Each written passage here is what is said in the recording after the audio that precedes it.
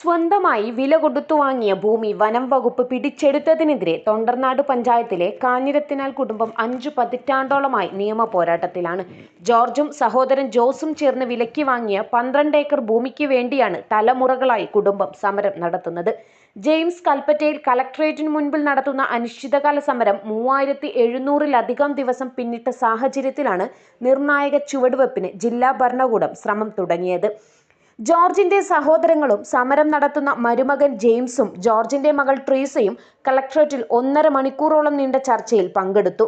കോടതി വിധി റദ്ദാക്കുന്നതിന് നിയമപ്രശ്നമുള്ളതിനാൽ ഭൂമിക്ക് വില നൽകുന്നതിനെക്കുറിച്ച് ആലോചിക്കുന്നതിനും ഇക്കാര്യം കോടതിയുടെ അനുമതിയോടെ ചെയ്യുന്നതിനുമാണ് ശ്രമമെന്ന് യോഗശേഷം പുറത്തിറങ്ങിയ ജെയിംസ് മാധ്യമപ്രവർത്തകരോട് പറഞ്ഞു. സർക്കാർ തലത്തിൽ ഒരു കമ്മീഷനെ നിയോഗിക്കണമെന്ന് മുൻപ് collector doctor Renu Raj revenue principal സെക്രട്ടറിക്ക് റിപ്പോർട്ട് നൽകിയിരുന്നു. അല്ലെങ്കിൽ വിജിലൻസ് പോലുള്ള ഏജൻസിയെ കൂടുതൽ അന്വേഷണത്തിന് നിയോഗിക്കണമെന്നും റിപ്പോർട്ടിൽ പറഞ്ഞിരുന്നു. ഭൂമിയുടെ അവകാശികളായ കാഞ്ഞിരത്തിനാൽ കുടുംബാംഗങ്ങളുമായി നേരിൽ ചർച്ച നടത്തിയതിന്റെ അടിസ്ഥാനത്തിലാണ് കളക്ടറായിരിക്കെ ഡോക്ടർ രേണുരാജ് സർക്കാരിലേക്ക് റിപ്പോർട്ട് നൽകിയത്.